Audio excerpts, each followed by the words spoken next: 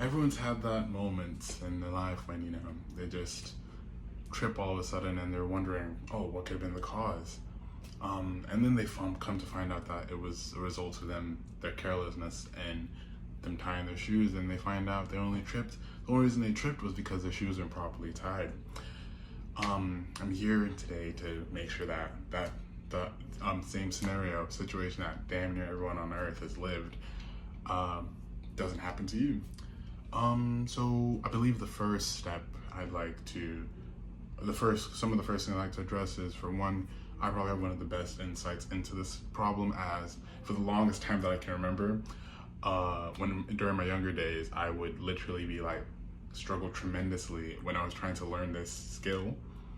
I remember there was these two childhood shows I watched that sort of showed me, they kind of walked me through how to tie my shoes in the first place. One of them was called Daniel Tiger Neighborhood, and the other one, no, not Daniel Tiger Neighborhood, I mean Caillou and Mr. Rogers. Basically both of these shows had episodes where they would show, go through the shoelace tying process, and they always would work maybe once while I'm, sitting there watching them do it.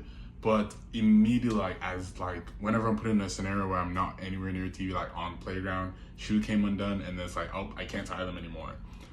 So I just want to let you know that I've been through it, I understand it. So you should be hopefully fine after this video. But yeah.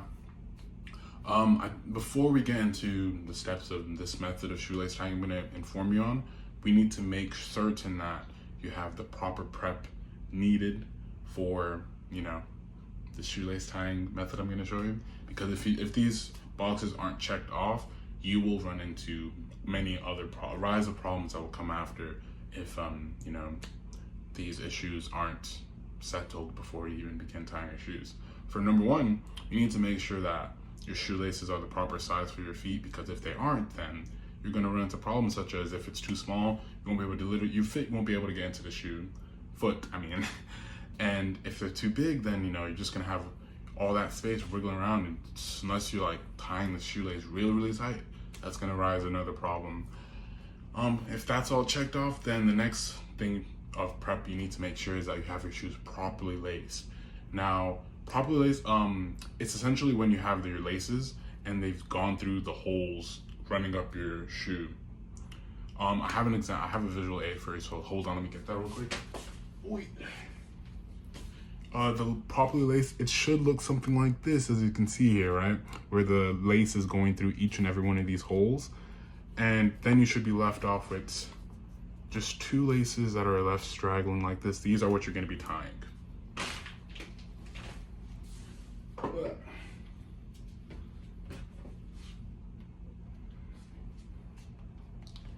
All right, now that all of those have been checked off, now we can begin the shoelace tying process.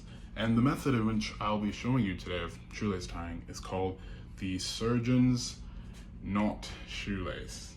The surgeon's shoelace knot. And first it begins with getting the two remaining strands and then tying them, overlapping them, interlocking them, whatever you want to call it, and making sure that they look like this. This is going to be your starting knot. Once you have this, then you can begin to take the left end lace and bring it up, and then you should have a loop, something like this, right? And then once you have that loop, you want to take the right end lace and then start to put it behind the left end lace loop. And then once you start to make it curve, you want to make basically yellow lace, the right end lace, go around the blue loop lace. And then once that's done, then you see you have the right end lace making a loop around the left end loop lace, and basically have a loop interlocking, and have this space underneath here. Then what you'd want to do now is take a bit of the string from the right end lace, the yellow lace in this case, and take a bit of it and start to make it go in that space that we talked about, that space that you see here. you want to make that yellow lace go in and around that. And then you want to make it look like that. See how it goes around? Basically going to do the same thing you did there, but just within that loop, that space there. Then you just, what's it called? Make sure that you make a full loop around it. And then you'll have there, that's when we're gonna be ready to finally pull on both loop ends. And then that will give you your final product, the Surgeon's shoelace knot. I have an actual example of what it would actually look like. But yeah, I mean, it's nothing too crazy. It's just a knot of sorts. I will say though, compared to the other method of shoelace tying that I normally use beforehand, this one is like just a lot more tight, and it like I'm gonna be honest, I've started tying my shoes in this method for like 2 days now. I haven't seen, like, they haven't come undone abruptly, randomly throughout the day. So it's like, I'm not saying I don't know which one is better. Well, no, I do know. Just use this method. I'm not gonna lie to you.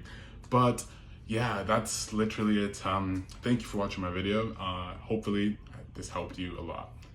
Goodbye.